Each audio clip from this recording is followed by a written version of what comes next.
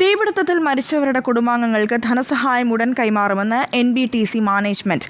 ആദ്യഘട്ടമായി 8 ലക്ഷം രൂപ നൽകും. കമ്പനിയുടെ ആനുകൂല്യങ്ങളും കുടുംബങ്ങൾക്ക് കൈമാറുമെന്ന് മാനേജ്മെന്റ് അറിയിച്ചു. NBTC എന്ന് പറഞ്ഞത് ഞങ്ങൾ ഒരു കുടുംബമായിട്ടാണ് ഞങ്ങളുടെ എല്ലാ എംപ്ലോയീസിനെയും കാണുന്നത്.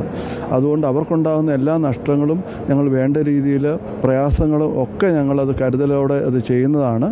And we are very bereaved for the families who have died, whose families has died, and we are on the injured ones also will give maximum support.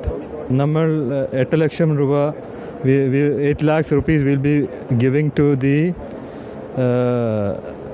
each employee that who has been deceased, and plus indemnity and other benefits. There will be surely insurance, അങ്ങനത്തെ